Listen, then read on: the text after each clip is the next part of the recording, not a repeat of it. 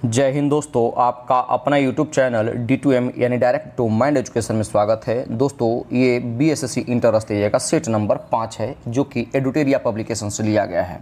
आपको बता दें कि हमारे चैनल पर द प्लेटफॉर्म का वॉल्यूम 1 वॉल्यूम 2 समाप्त किया जा चुका है। खान सर का प्रैक्टिस सेट समाप्त किया जा चुका है और BSSC की जितने भी प्रीवियस ईयर के पेपर हैं वो भी पढ़ाया जा चुका है। अगर आप सभी वीडियोज़ को देखना चाहते हैं तो प्लेलिस्ट से बिलोंग कर वहां से सभी वीडियो को देख सकते हैं। साथ ही साथ इस वीडियो का PDF पाने के लिए डिस्क्रिप्शन में दिए हुए लिंक पर क्लिक कर हमारे टेलीग्राम चैनल से जुड़िए और वहां से इसका PDF प्राप्त कर सकते हैं। तो आइए हम एक करके प्रश्नों को देखेंगे। प्रश्न संख्या 1 से कहता है कि निम्नलिखित के आधार पर हिमालय नदी की प्रायद्वीपीय नदी से तुलना करें, यानी स्टेटमेंट दिया हुआ है। ऑप्शन हम जरा स्टेटमेंट पढ़ लेंगे। अधिकांश हिमालय नदियां बारहमासी हैं जबकि अधिकांश प्रायद्वीपीय नदियां वर्षा भर निर्भर करती हैं। ये स्टेटमेंट सही है। दूसरा है कि हिमालय नदी की ढाल प्रायद्वीपीय नदी की तुलना में अधिक खड़ा है। ये भी स्टेटमेंट सही है। इसके बाद क्या कहता है, प्रायद्वीपीय नदी हिमालय नदी की तुलना में अपने रास्ते में अधिक क्षरण करती है। ये स्टेटमेंट गलती है। ये प्रायद्वीपीय नदी नहीं क्षरण करती बल्कि प्रायद्वीपीय नदी के तुलना में हिमालय नदियाँ अधिक क्षरण करती हैं, क्योंकि हिमालय के क्षेत्र जो है वो प्रायद्वीपीय क्षेत्र की तुलना में नवीन है और इसकी चट्टानें प्रायद्वीपीय क्षेत्र की तुलना में मुलायम हैं। साथ ही हिमालय नदियां अधिक गतिशीलन भी होती हैं। तो इसका स्टेटमेंट क्या सही हो जाएगा? ऑप्शन नंबर 1 और 2 यानी ऑप्शन नंबर ए इसका करेक्ट आंसर हो जाएगा। अगला प्रश्न क्या है, कहता है कि राजस्थान में स्थित खेतड़ी खाद्यान्न क्या है? खेतड़ी खाद्यान्न किसके लिए प्रसिद्ध है? तो जो नए स्टूडेंट कैंडिडेट होंगे वो ज़रा ध्यान में रखेंगे। खेतड़ी खाद्यान्न जो है वो दोस्तों वो तांबा के लिए प्रसिद्ध है। किसके लिए प्रसिद्ध है? तांबा के लिए। बता दें कि राजस्थान का जो खेतड़ी है वो किसके लिए प्रसिद्ध है? तांबा के लिए। खेतड़ी राजस्थान में जयपुर जिले के अंतर्गत जयपुर नगर से लगभग 80 मील यानी कह सकते हैं कि 128 किलोमीटर की दूरी पर उत्तर में स्थित है। खेतड़ी में भारत का एकमात्र तांबा उत्पादक संस्थान है जिसका नाम है हिंदुस्तान। नोट करना चाहते हैं तो नोट करिए, हिंदुस्तान कॉपर लिमिटेड, जिस वजह से भी यह देश में जो है विशेष स्थान रखता है। तांबा उत्पादन में अग्रणी, अगर देश की हम राज्य की बात कर लें तो तांबा उत्पादन में सबसे अग्रणी राज्य जो है वो मध्य प्रदेश है, जबकि स्टोर में यानी भंडारण करने में जो अग्रणी राज्य है वो कौन है दोस्तों? तो राजस्थान है। ध्यान में रखेंगे। तो इसका सही आंसर क्या हो जाएगा? Option number 1। अगला प्रश्न है, अंडमान निकोबार द्वीप समूह में गद्दीदार चोटी जिसको आप सैडल पिक कहते हैं कहाँ स्थित है? बहुत इंपॉर्टेंट क्वेश्चन, ध्यान में रखेंगे। तो इसका सही आंसर हो जाएगा ऑप्शन नंबर 4 उत्तरी अंडमान में। इसकी हम ऊंचाई की बात कर ले तो सैडल पिक की जो कुल ऊंचाई है 738 मीटर है। कितनी है दोस्तों? 738 मीटर। कुछ मैं इंपॉर्टेंट फैक्ट बता रहा हूं जो कि अंडमान एवं निकोबार के पर्वत शिखर हैं, यानी उसी क्षेत्र में स्थित हैं। तो आपसे कई बार उस क्वेश्चन पूछ देगा। उसमें तो एक सैडल पिक बार बार क्वेश्चन पूछता है। अब आप कॉपी पेन उठाइए और नोट करिए। तो मैं आपको लाइन वाइज बता देता हूं। तो सैडल पिक जो कि उत्तरी अंडमान में है, कौन सा सैडल पिक कहाँ है? उत्तरी अंडमान में, जिसकी कुल ऊंचाई कितनी है दोस्तों? तो इसका ऊंचाई है 738 मीटर। माउंट थुलियर, नोट करिए, माउंट थुलियर, हाँ माउंट थुलियर कहाँ है? तो ये ग्रेट निकोबार में है। इसकी ऊंचाई 642 मीटर है। माउंट थुलियर के बाद आपका आता है माउंट डियो वाली, नोट करिएगा, डियो वाली मैं लिख देता हूँ। तो ये जो है वो मध्य अंडमान में स्थित है। इसकी ऊंचाई टोटल 515 मीटर है। इसके बाद है माउंट कोयोबो, क्या है? माउंट कोयोबो, इसकी ऊंचाई जो है दोस्तों, ये माउंट कोयोबो की ऊंचाई 460 मीटर। ये इसकी स्थिति कहाँ है? तो ये दक्षिणी अंडमान में स्थित है। और दक्षिणी अंडमान में स्थित है एक और जिसका नाम है माउंट हैरियट। कई बार ये सब सवाल आपसे पूछ देता है और अगर पूछ देगा तो आप कंफ्यूज कर जाएंगे।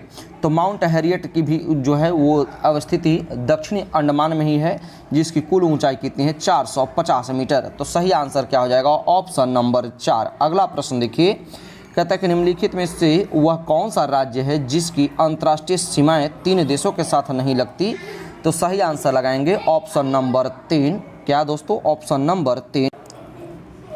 तो 3 देशों को जो स्पर्श करने वाले राज्य हैं वो कौन कौन से हैं? तो नोट करिएगा। 3 देश को जो स्पर्श करते हैं वो है पश्चिम बंगाल, माफ़ कीजिएगा, हाँ कौन कौन है? एक है पश्चिम बंगाल, दूसरा सिक्किम और तीसरा अरुणाचल प्रदेश। ये 3 देशों को स्पर्श करती है, जबकि मिजोरम है जो मात्र 2 देशों को स्पर्श करती है। एक तो कि बांग्लादेश को ये स्पर्श करती है और दूसरा म्यांमार के साथ ये सीमा बनाती है। तो सही आंसर क्या हो जाएगा? Option number 3। अगला प्रश्न देखिएगा, कहता है कि निम्न में से कौन सा राजस्थान का मरुस्थलीय जिला नहीं है? तो सही आंसर क्या हो जाएगा? ऑप्शन नंबर 1 कोटा जो है दोस्तों मरुस्थलीय जिला नहीं है।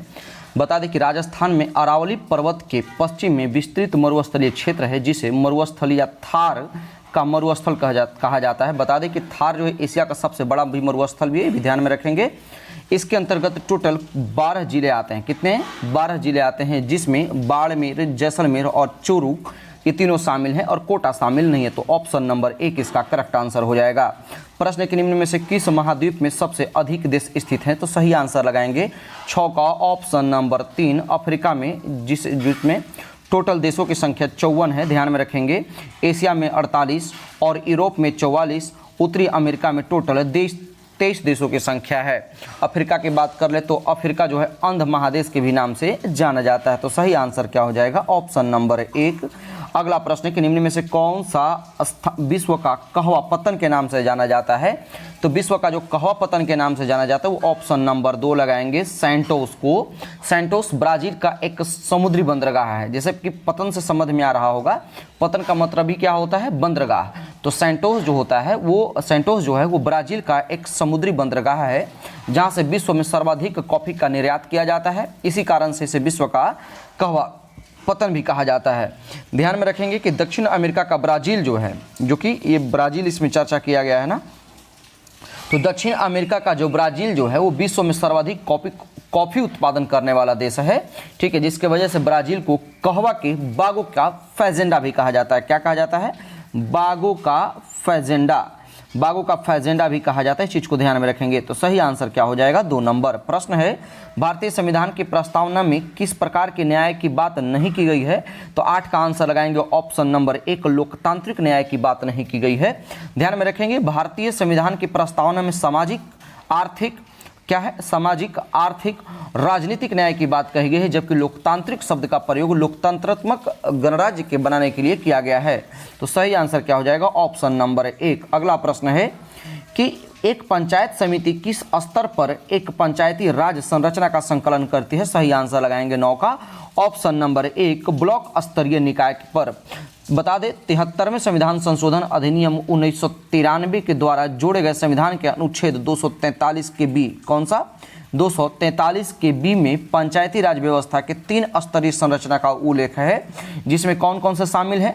तो बताता है कि ग्राम स्तर पर ग्राम पंचायत होगा, ब्लॉक स्तर पर पंचायत समिति होगा और जिला स्तर पर जिला पंचायत होगा। तो सही आंसर क्या हो जाएगा? Option number 1। अगला प्रश्न है 1946 ईस्वी में गठित अंतरिम सरकार के मंत्रिमंडल में वित्त विभाग किसे सौंपा गया था?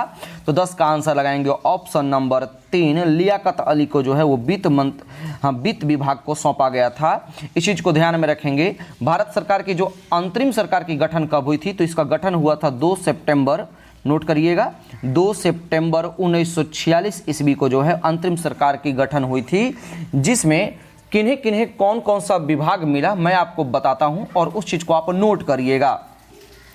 जैसे पंडित जवाहरलाल नेहरू के पास कौन सा विभाग था? तो कार्यकारी परिषद के ये उपाध्यक्ष थे, विदेश विभाग था और राष्ट्रमंडल से संबंधित मामले थे। इसके बाद वल्लभ भाई पटेल के पास क्या था? तो ये इनके पास गृह था, सूचना एवं प्रसारण मंत्रालय था। बलदेव सिंह के पास क्या था? तो इनके पास रक्षा मंत्रालय था। जबकि सी राजगोपालचारी के पास शिक्षा मंत्रालय था।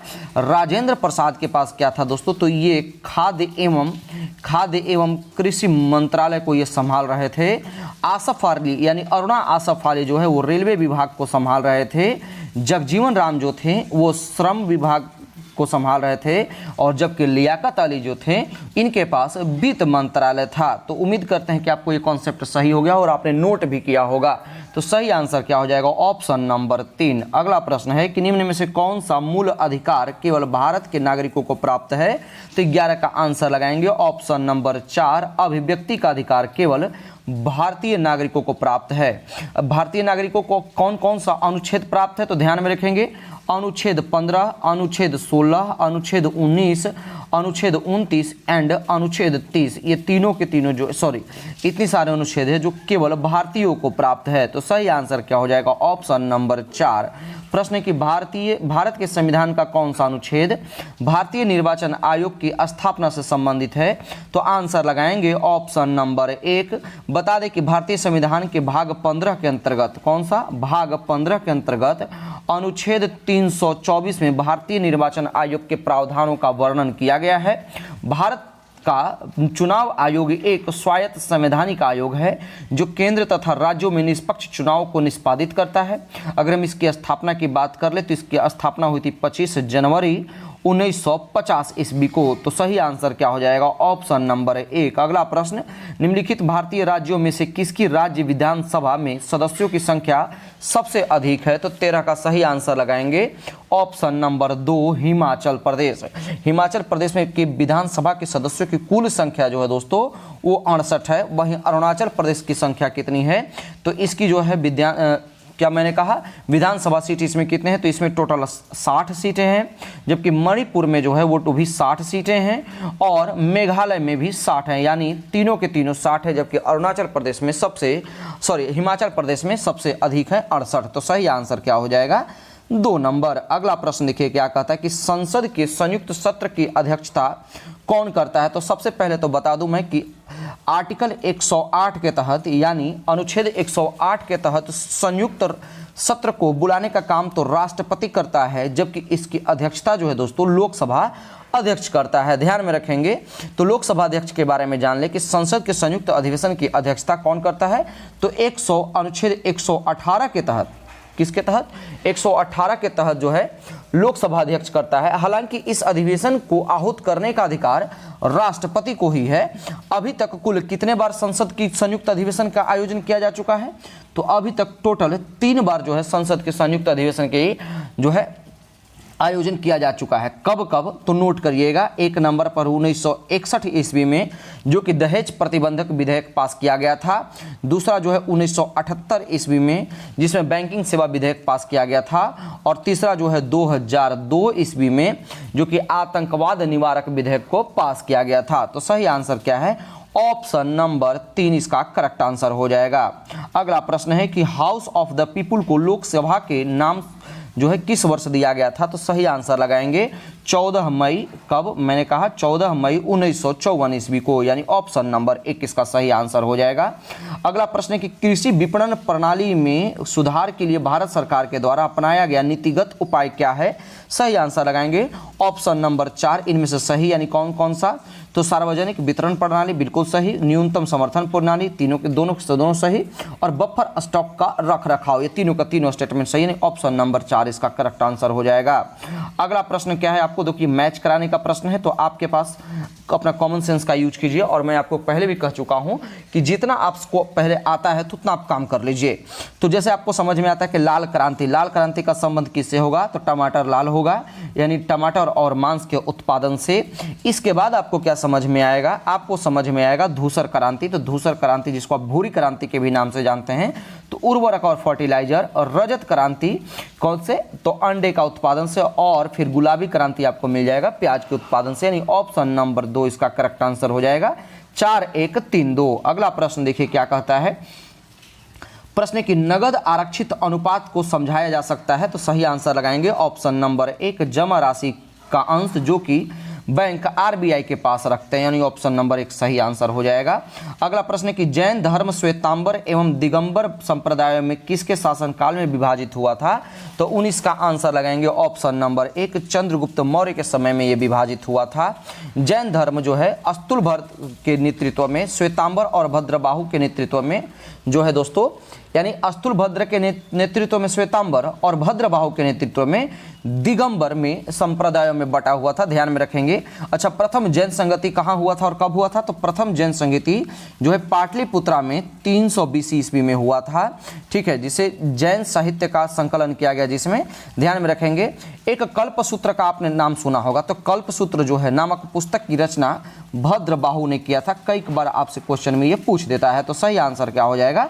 1 नंबर। प्रश्न के प्रसिद्ध रेशम मार्ग पर किस वंश के शासकों का अधिकार था? सही आंसर लगाएंगे ऑप्शन नंबर 3, कुषाण कुषाणों का इस पर अधिकार था, ध्यान में रखेंगे दोस्तों। प्रश्न है कि नवपाषाण काल के औजारों को के संबंध में निम्नलिखित कथनों पर विचार कीजिए। तो जरा स्टेटमेंट पढ़ लेंगे। औजार पॉलिश किए जाते थे, सही है। इस अवधि में ओखल और मुसल का उपयोग अनाज पीसने के लिए किया जाता था। ये दोनों के दोनों स्टेटमेंट सही है, यानी ऑप्शन नंबर 3 इसका करेक्ट आंसर हो जाएगा। अगला प्रश्न है कि हर्षवर्धन को नर्मदा के तट पर किसने रोका था? तो सही आंसर लगाएंगे ऑप्शन नंबर 1 पुलकेशिन द्वितीय ने, ध्यान में रखेंगे दोस्तों। इसके बाद प्रश्न है कि मोहम्मद गौरी ने किस युद्ध में पृथ्वीराज चौहान को हराया था? तो आंसर लगाएंगे 23 का ऑप्शन नंबर 2 तराइन के द्वितीय युद्ध में। अच्छा, तराइन का प्रथम युद्ध कब हुआ था? तो 1191 ईस्वी में प्रथम युद्ध हुआ था, जिसमें मोहम्मद गौरी पृथ्वीराज चौहान से पराजित हो गया था, यानी पृथ्वीराज चौहान मोहम्मद गौरी को हरा दिया था। और दूसरा युद्ध हुआ था 1192 ईस्वी में, जिसमें मोहम्मद गौरी पृथ्वीराज चौहान को पराजित किया था। तो सही आंसर क्या हो जाएगा? 2 नंबर। अगला प्रश्न देखिए क्या कहता है। कहता है कि सांकेतिक मुद्रा व्यवस्था किसने लागू किया था? वीवीआई क्वेश्चन है, कई बार एग्जाम में पूछा जा चुका है। सही आंसर क्या हो जाएगा? ऑप्शन नंबर 4 MBT यानी मोहम्मद बिन तुगलक। अगला प्रश्न है कि मध्यकालीन भारत में खराज किससे संबंधित था दोस्तों? तो सही आंसर लगाएंगे 25 का ऑप्शन नंबर 4, यह भूमि कर से संबंधित था। ध्यान में रखेंगे, मैंने बताया भूमि कर से संबंधित है। तो मध्यकाल में गैर मुस्लिम से जो लिया जाने वाला भूमि था उसी को खराज के नाम से जाना जाता था, जबकि जकात एक था, जकात, ठीक है। जकात जो है मुस्लिम से लिया जाने वाला एक धार्मिक कर था, जो कि संपत्ति का 40वां हिस्सा होता था। ध्यान में रखेंगे। तो सही आंसर क्या हो जाएगा? 4 नंबर। अगला प्रश्न है कि किसने कहा था कि 1857 की घटना का प्रारंभ धर्म के संघर्ष के रूप में हुआ था और उस घटना का अंत स्वतंत्रता संग्राम के रूप में हुआ था? तो सही आंसर क्या हो जाएगा? Option number 1 doctor S N. Sen ने। वीवीआई क्वेश्चन है, ध्यान में रखेंगे। बता दें आपको कि 10 मई 1857 ईस्वी को मेरठ में 1857 की क्रांति की शुरुआत हुई। इस क्रांति के समय जो है भारत का गवर्नर जनरल लॉर्ड कैनिंग था, ये भी आपको पता है। 1857 की क्रांति के बारे में विभिन्न इतिहासकारों का भिन्न मत था, जिसमें बी डी सावरकर ने इस क्रांति को भारत का पहला स्वतंत्रता संग्राम कहा था, जबकि एस.एन. सेन ने, जो कि ऑप्शन नंबर 1 में दिख रहा है, एस.एन. सेन के अनुसार 1857 की घटना का प्रारंभ धर्म के संघर्ष के रूप में हुआ था और उस घटना का अंत स्वतंत्रता संग्राम के रूप में हुआ था। तो सही आंसर क्या हो जाएगा? 1 नंबर। प्रश्न है कि 1919 में खिलाफत समिति का गठन कहाँ किया गया था? तो सही आंसर लगाएंगे ऑप्शन नंबर 2 बंबई में इसका गठन किया गया था। प्रश्न है कि सविनय अवज्ञा आंदोलन को वापस लेते हुए गांधी जी ने इरविन के साथ कब समझौता पर हस्ताक्षर किया था? यानी साफ साफ कह लीजिए कि इरविन समझौता कब हुआ था दोस्तों? तो सही आंसर लगाएंगे ऑप्शन नंबर 2 5 मार्च 1931 ईस्वी को। ध्यान में रखेंगे, वीवीआई क्वेश्चन है, इसलिए कि आपको जब डेट ध्यान नहीं रहेगा तो आप गलती करके आएंगे। और देखिए कितना क्लोज ऑप्शन दिया हुआ है। तो सही आंसर क्या हो जाएगा? 2 नंबर। प्रश्न है कि भारत छोड़ो आंदोलन का प्रस्ताव किस बैठक में पारित हुआ? वीवीआई क्वेश्चन है, ध्यान में रखेंगे। तो इसका सही आंसर हो जाएगा ऑप्शन नंबर 2 वर्धा में। तो वर्धा में जो मैं आपको बता दूं कि वर्धा में 14 जुलाई 1942 ईस्वी को अपनी कार्यकारिणी में कांग्रेस कार्य समिति ने ऐतिहासिक भारत छोड़ो प्रस्ताव पारित किया, जिसमें सत्ता का भारतीयों को तत्काल हस्तांतरण एवं भारत छोड़ो की मांग की गई। वहीं 8 अगस्त 1942 ईस्वी को बंबई में अखिल भारतीय कांग्रेस समिति ने इस प्रस्ताव का समर्थन किया, जिसमें पूरे देश में व्यापक पैमाने पर एवं अहिंसक जन संघर्ष का आह्वान किया गया। इसी अवसर पर गांधी जी ने प्रसिद्ध नारा जो करो और मरो का नारा दिया था। तो सही आंसर क्या हो जाएगा? 2 नंबर। अगला प्रश्न क्या कहता है कि पूर्ण स्वराज की मांग को कांग्रेस ने औपचारिक रूप से किस अधिवेशन में मान लिया? तो सही आंसर क्या हो जाएगा? लाहौर अधिवेशन में। बता दें कि लाहौर अधिवेशन हुआ कब था? 1929 ईस्वी में पंडित जवाहरलाल नेहरू की अध्यक्षता में। इन्होंने इसी अधिवेशन में पूर्ण स्वराज की मांग जो है औपचारिक रूप से मान लिया गया था। इसके तय किया गया कि 26 जनवरी 1930 ईस्वी को स्वतंत्रता के दिवस के रूप में मनाया जाएगा और उस दिन लोग पूर्ण स्वराज के लिए संघर्ष की शपथ लेंगे। तो सही आंसर क्या हो जाएगा? Option number 2। प्रश्न है कि मानव शरीर में विटामिन एस कहाँ संचित होता है? वीवीआई क्वेश्चन ध्यान में रखेंगे, क्वेश्चन पूछता भी है। तो ऑप्शन नंबर 1 यकृत में ये संचित होता है। प्रश्न है कि किस प्राणी प्राणी के जीव द्रव में हीमोग्लोबिन का विलय हो जाता है। साफ साफ शब्द में ये कह देता कि किसमें हीमोग्लोबिन नहीं पाया जाता है, तो आंसर लगा देते केचुआ। ऑप्शन नंबर 4 इसका करेक्ट आंसर हो जाएगा।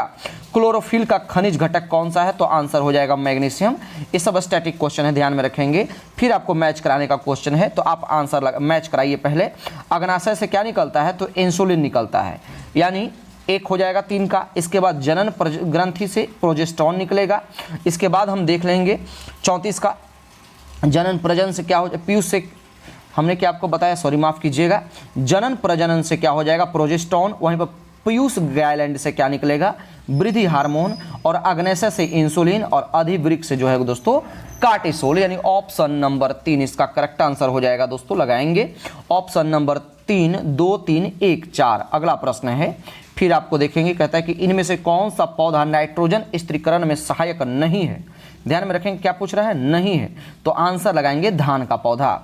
बता दें कि धान के खेत में प्रायः जो है नाइट्रोजन की कमी हो जाती है, जिसकी पूर्ति के लिए हम क्या करते हैं, यूरिया क्या डालते हैं दोस्तों, तो यूरिया, नीलहरित शैवाल, एजोला आदि का प्रयोग करते हैं। यानी आप ऐसे भी जानते हैं कि नाइट्रोजन सबसे अधिक जो है प्रेजेंस होता है चना या सेव या फिर मटर में, यानी दलहनी फसलें में। तो इसका सही आंसर क्या हो जाएगा, ऑप्शन नंबर 4 इसका करेक्ट आंसर हो जाएगा। अगला प्रश्न है कि पौधों में अर्धसूत्री विभाजन क्या है, अर्धसूत्री विभाजन के अध्ययन के लिए सबसे उपयुक्त भाग कौन सा है, तो सही आंसर लगाएंगे ऑप्शन नंबर 3 परागकोश। अगला प्रश्न है कि कुनैन जो कि मलेरिया के लिए एक प्रमुख औषधि है, वह प्राप्त होती है किससे, तो सही आंसर लगाएंगे 37 का ऑप्शन नंबर 1 आवृत बीजी पादप से प्राप्त होता है।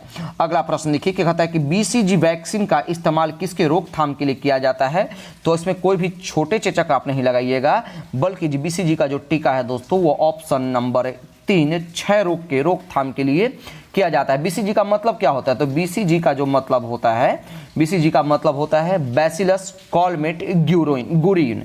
तो इसका सही आंसर क्या हो जाएगा, 3 नंबर। अगला प्रश्न है कि एथलीट फुट बीमारी होती है किससे, आंसर लगाएंगे एथलीट फुट नामक जो बीमारी है वो ट्राइकोफाइटेन, नोट करिएगा,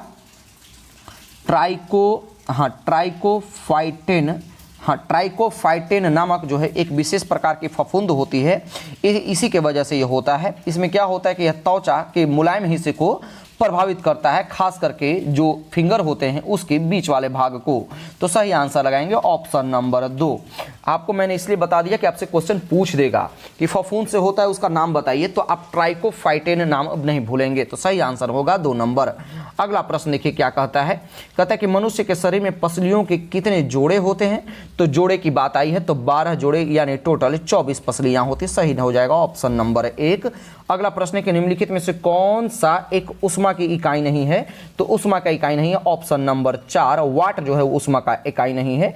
ध्यान में रखेंगे, सही आंसर क्या हो जाएगा 4 नंबर। प्रश्न की रेगिस्तान में मृग मृचिका बनाने वाली जो है घटना किस कारण होती है, तो आंसर लगाइएगा टोटल रिफ्लेक्शन ऑफ लाइट, यानी पूर्ण आंतरिक परावर्तन। जैसे हीरा का जो अपवर्तन है, जो हीरा में जो प्रकाश परावर्तन होता है वो भी जो होता है दोस्तों पूर्ण आंतरिक परावर्तन की वजह से ही होता है। ध्यान में रखेंगे, यदि किसी वस्तु पर लगाए गए बल की दिशा जो है वस्तु की दिशा के विपरीत दिशा में होती हो, तो वस्तु की गति पर क्या प्रभाव पड़ेगी, मुझे नहीं पता। आप सिंपल सा बात समझिए, आप साइकिल राइड कर रहे हैं, साइकिल चला रहे हैं, साइकिलिंग कर रहे हैं, और आप जिस वे में जा रहे हैं, जिस डायरेक्शन में जा रहे हैं, ठीक आपके विपरीत जो है हवा चलने लगी, तो ऐसे स्थिति में क्या होगी, आपको ज़्यादा फोर्स लगाना पड़ता है, यानी जो गति होती है वो कम हो जाएगी। तो ऑप्शन नंबर 3 इसका करेक्ट आंसर हो जाएगा। अगला प्रश्न कि बैटरी का आविष्कार किसने किया था, तो मैं आपको बता दूं कि बैटरी का जो आविष्कार है दोस्तों, क्वेश्चन नंबर 43 क्या है, बैटरी का आविष्कार किसने किया था, तो बैटरी का जो आविष्कार है दोस्तों वोल्टा ने किया था। कब, 1799 ईस्वी में जो है वोल्टा ने इसका आविष्कार किया था, जबकि बेंजामिन फ्रैंकलिन ने जो है 1749 ईस्वी में ही बैटरी शब्द को प्रयोग किया था, बैटरी शब्द का प्रयोग कर दिया था। तो इसका सही आंसर क्या हो जाएगा 2 नंबर। अगला प्रश्न क्या है, कहता है कि किस तापमान पर सेल्सियस और फ़ारेनहाइट का पैमाना जो है वो मेल खाते हैं, तो मेल किस पे खाएंगे, आंसर लगाएंगे ऑप्शन नंबर 3 -40 डिग्री सेल्सियस पर। ये तो आप रटते आ रहे होंगे, आज मैं आपको निकालना सिखाता हूँ। ये दोनों बराबर कह रहा है ना, तो आप मान लीजिए कि सेल्सियस और फ़ारेनहाइट का वैल्यू क्या है, इसको आप x मान लीजिए, सेल्सियस और फ़ारेनहाइट इक्वस टू एक्स। आप फॉर्मूला क्या जानते हैं, C-0 बटा में 100 इक्वस टू F-32 बटा में 180।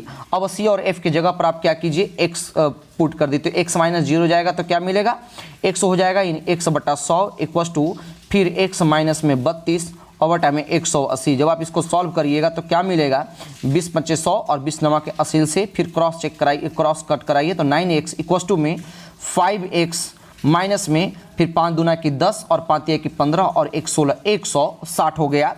अब इसके बाद क्या कीजिएगा, इसको आप 9x माइनस में आप 5x करिए, इक्वस टू में माइनस में इधर 160 बच जाएगा, इक्वस टू में 4x इक्वस टू में 160 माइनस में 160। अब देयरफॉर x इक्वस टू में क्या हो जाएगा, -40। ये आपको निकल करके आ गया ना। अगर कल के डेट में याद नहीं भी रहेगा तो आप इस फॉर्मूला के माध्यम से आप निकाल सकते हैं। तो सही आंसर क्या हो जाएगा, ऑप्शन नंबर 3। प्रश्न की लेंस की क्षमता मापी जाती है तो डायोप्टर में, ध्यान में रखेंगे। लोलक की कालावधि यानी टाइम पीरियड जो है किस पर निर्भर करती है, आंसर लगाएंगे 47 का, ऑप्शन नंबर 2 लंबाई के ऊपर निर्भर करेगी। अगला प्रश्न की रमण प्रभाव का प्रकाश के उन विकिरणों से संबंध है जो कि आर पार जाती है, किससे, तो आंसर लगाएंगे ये डिपेंड करता है, ये रूल सभी पारदर्शी माध्यम के लिए लागू होता है, यानी ऑप्शन नंबर 4 करेक्ट आंसर हो जाएगा। अगला प्रश्न देखिए क्या कहता है कि चांदी की वस्तुएं अधिक समय तक खुले रखने पर यानी डैश किससे बनने के कारण काली हो जाती है, तो सही आंसर लगाएंगे 49 का, ऑप्शन नंबर 4 Ag2S के साथ जब अभिक्रिया करेगा तो वो काली हो जाएगी। अच्छा, जिसमें सिल्वर का प्रेजेंस होता है, कुछ इंपॉर्टेंट फैक्ट को आप ध्यान में रखेंगे। जैसे आपको AgCl आपको ध्यान में आ रहा होगा, क्या है AgCl, जिसको आप सिल्वर क्लोराइड कहते हैं, इसको क्या कहते हैं आप, हॉर्न सिल्वर के नाम से जाना जाता है। किस नाम से जाना जाता है, हॉर्न सिल्वर। दूसरा है AgNO3। AgNO3 का मतलब क्या है, सिल्वर नाइट्रेट। इसका उपयोग, इसको क्या कहते हैं, तो चुनावी स्याही। इसको क्या कहते हैं दोस्तों, ये चुनावी स्याही है। एक है सिल्वर ब्रोमाइड यानी AgBr। इसका उपयोग कहाँ है, तो फोटोग्राफी प्रयोग में इसका उपयोग किया जाता है। और दूसरा जो है दोस्तों सिल्वर आयोडाइड यानी AgI, इसका जो प्रयोग होता है वो कृत्रिम वर्षा का जो है कराने में प्रयोग किया जाता है। तो सही आंसर क्या हो जाएगा, 4 नंबर। प्रश्न के निम्नलिखित में से भारी मशीनों का प्रयोग किया जाने वाला स्नेहक कौन सा है, सही आंसर लगाएंगे ग्रेफाइट। अगला प्रश्न, निम्नलिखित में से कौन सही अदिश राशि है, तो अदिश राशि की बात आए तो आंसर लगाइएगा दाब, बाकी तीनों के तीनों सदिश राशि है। प्रश्न के प्रकाश उत्सर्जक डायोड का कार्य करने का सिद्धांत क्या है, तो ये किस सिद्धांत पे कार्य करता है, तो ये सिद्धांत करता है वैद्युत समदीप्ति पे के आधार पर ये कार्य करता है। प्रश्न के विद्युत चुंबकीय तरंगों का वेग कितना है, आंसर लगाइएगा ऑप्शन नंबर 1 3 × 10⁸ मीटर पर सेकेंड। अगला प्रश्न की दो उत्तरोत्तर श्रृंग जिसको आप सक्सेसिव क्रेस्ट्स कहते हैं अथवा दो उत्तरोत्तर गर्न जिसको सक्सेसिव ट्रफ्स कहते हैं के बीच की दूरी को क्या कहते हैं, VVI क्वेश्चन है, ध्यान में रखिएगा। इसके बीच की दूरी को हम क्या कहते हैं दोस्तों, ऑप्शन नंबर 2 तरंग दैर्घ्य कहते हैं, नहीं वेवलेंथ। अगला प्रश्न है कि निम्नलिखित में से कौन सा ग्रीन हाउस गैस का उदाहरण नहीं है, आंसर लगाइएगा 55 का, ऑप्शन नंबर 4 सल्फर डाइऑक्साइड। अच्छा, कौन कौन से ग्रीन हाउस गैस है तो जरा नोट करिएगा, जल वाष्प यानी H2O, दूसरा कार्बन डाइऑक्साइड यानी CO2, मीथेन यानी CH4, इसके बाद आप नाइट्रस ऑक्साइड यानी N2O, इसके बाद ओजोन भी आ जाता है, O3, इसके बाद आप हाइड्रोफ्लोरोकार्बन लगाएंगे HFCS, इसके बाद आप सल्फर हेक्साफ्लोरोकार्बन लगाएंगे यानी SF16। इसमें हाइड्रोफ्लोरोकार्बन को भी ध्यान में रखेंगे और हर सल्फर हेक्साफ्लोरोकार्बन को भी ध्यान में रखेंगे। तो सही आंसर क्या हो जाएगा, 4 नंबर। अगला प्रश्न है कि मनुष्यों के लिए शोर की सीमा सह सीमा करीब करीब होता है, यानी सुनने योग्य तो 45 डेसिबल है, लेकिन कितना है जिसको आप बर्दाश्त कर सकते हैं, तो आंसर लगाएंगे 85 डेसिबल, ऑप्शन नंबर 2 इसका करेक्ट आंसर हो जाएगा। अगला प्रश्न कि निम्नलिखित में से कौन सा कार्बोहाइड्रेट जंतुओं में का भंडारण माना जाता है, तो आंसर लगाएंगे ऑप्शन नंबर जो है दोस्तों 3 यानी ग्लाइकोजन। बता दें कि मानव शरीर में जो यकृत होता है जिसको आप लिवर कहते हैं, कार्बोहाइड्रेट उपापचय के अंतर्गत ग्लाइकोजन का निर्माण एवं संचयन करता है। ठीक है, ध्यान में रखेंगे। कार्बोहाइड्रेट का मेन कार्य होता क्या है? तो कार्बोहाइड्रेट का जो मेन कार्य होता है शरीर में संचित ईंधन का कार्य करना और शरीर को ऊर्जा प्रदान करना। तो सही आंसर क्या हो जाएगा? 3 नंबर। प्रश्न है कि एक घर में 100 वाट क्षमता वाले 5 बल्ब लगातार 20 घंटे तक जलाए जाते हैं। कितने? 5 बल्ब हैं, तो संपूर्ण विद्युत खर्चा कितना होगी? तो आप ध्यान में रखेंगे वाट इंटू क्या फॉर्मूला होता है? वाट इंटू घंटा डिवाइडेड बाई 1000। तो वाट कितना दिया हुआ है? वाट दिया हुआ है 100, घंटा है 20 डिवाइडेड बाई 1000। क्रॉस कट कराइएगा तो आंसर तो नहीं बल्कि 2 यूनिट तो निकल करके आ जाएगा। यानी ये एक बल्ब जलाने में जलाना कितना है? 5 बल्ब, यानी कितना हो जाएगा? 10 यूनिट। यानी ऑप्शन नंबर 3 इसका करेक्ट आंसर हो जाएगा। प्रश्न है कि कल्पक्कम के फर्स्ट ब्रीडर टेस्ट रिएक्टर में प्रयुक्त ईंधन कौन सा है? आंसर लगाएंगे ऑप्शन नंबर 3 प्लूटोनियम। अगला प्रश्न देखिए, निम्नलिखित में से कौन सा सुमिलित नहीं है? तो सुमिलित नहीं है तो मुझे पहला ही आंसर अंतरिक्ष अनुप्रयोग केंद्र, ये जो है इसका अहमदाबाद में बिल्कुल सही है। राष्ट्रीय दूर संवेदन केंद्र हैदराबाद में सही है। भारतीय अंतरिक्ष अनुसंधान संगठन उपग्रह केंद्र श्रीहरिकोटा नहीं बल्कि जो बेंगलुरु होना चाहिए। ये आपसे इसरो के बारे में पूछ रहा है, ध्यान में रखेंगे। किसके बारे में? इसरो के बारे में। हालांकि इसरो का आप नया नाम बदल दिया गया है और उसका नाम क्या है? नया नाम UR राव नया नाम कर दिया गया है, ध्यान में रखेंगे।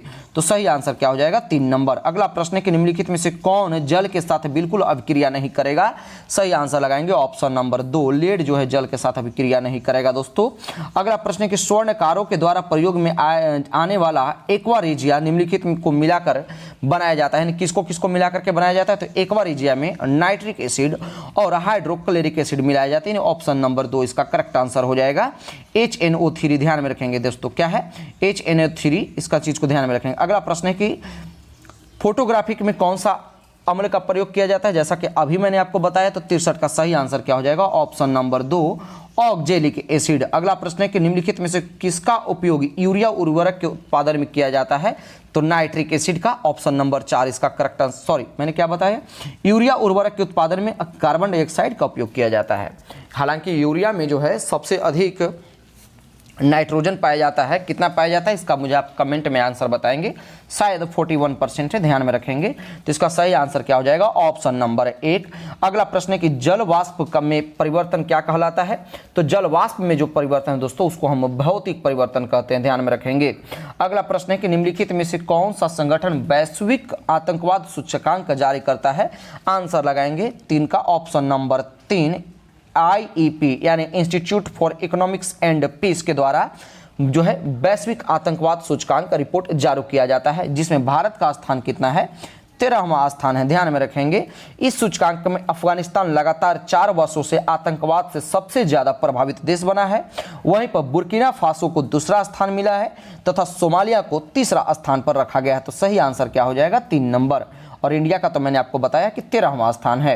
अगला प्रश्न क्या कहता है जरा देख लीजिए। कहता है कि किस राज्य सरकार ने ग्रीन हाइड्रोजन नीति लागू करने की घोषणा की है? तो ये करंट अफेयर का सिलसिला शुरू होता है। तो सही आंसर लगाएंगे ऑप्शन नंबर 1 उत्तर प्रदेश सरकार ने। प्रश्न की स्टेट बैंक ने हाल ही में किसे अपना ब्रांड एम्बेसडर नियुक्त किया गया है? तो इन सब का बैंक कौन है? आप IPL के जो सिलसिला दौर चल रहा था जिसका जो है अभी कौन विनर बना? तो विनर बना KKR। रात को आपने मैच देखा होगा, यानी अभी अब मैं मॉर्निंग में ये वीडियो बना रहा हूं। तो ये KKR इसका विनर बचा है, तो बना है, और जो कि रनर अप जो है हैदराबाद रहा है। इसमें जो है आपका एक प्रचार देता होगा इन सब का बैंक कौन? तो MS धोनी साहब आप इसके ब्रांड एम्बेसडर को बनाया गया है, ध्यान में रखेंगे। तो करेक्ट आंसर क्या हो जाएगा? Option number 2। अगला प्रश्न है कि त्रिपुरा का राज्यपाल किसे नियुक्त किया गया? तो 69 का सही आंसर लगाएंगे ऑप्शन नंबर 2 नीलू इंद्रसेना रेड्डी। ध्यान में रखेंगे नीलू इंद्रसेना रेड्डी जो है भाजपा के राष्ट्रीय सचिव हैं और ये आंध्र प्रदेश से 3 बार विधायक भी रह चुके हैं। वहीं पर सत्यदेव नारायण आर्य कौन है दोस्तों? तो इसके बारे में आप जरा देख लीजिएगा। अच्छा, आंध्र प्रदेश के जो है वो राज्यपाल कौन है? तो न्यायमूर्ति S अब्दुल नजीर। बिहार के कौन है? तो राजेंद्र विश्वनाथ आर्लेकर। उड़ीसा के कौन है? तो रघुवर दास। ध्यान में रखेंगे। और झारखंड के कौन है, तो सीपी और राधा कृष्णन, ये सब मैंने आपको ऐसे बता दिया, ध्यान में रखेंगे। तो सही आंसर क्या हो जाएगा, 2 नंबर। अगला प्रश्न है कि रक्षा मंत्री राजनाथ सिंह ने कहां पर भारतीय सैन्य विरासत महोत्सव के पहले संस्करण का उद्घाटन किया है, सही आंसर हो जाएगा ऑप्शन नंबर 1, नई दिल्ली में। अगला प्रश्न है कि भारत ने इजराइल से भारतीयों को वापस लाने के लिए कौन सा ऑपरेशन लॉन्च किया, सही आंसर लगाएंगे ऑपरेशन अजय, ऑप्शन नंबर 2 इसका करेक्ट आंसर हो जाएगा। अच्छा, ऑपरेशन कावेरी क्या था, तो ऑपरेशन कावेरी जो था दोस्तों, तो सूडान में फंसे भारतीयों को भारत वापस लाने के लिए यह ऑपरेशन चलाया गया था। वहीं पर ऑपरेशन समुद्र सेतु जो है वो कोरोना वायरस के समय विदेश में फंसे भारतीय नागरिकों को वापस लाने के लिए ऑपरेशन चलाया गया था। तो सही आंसर क्या हो जाएगा, 2 नंबर।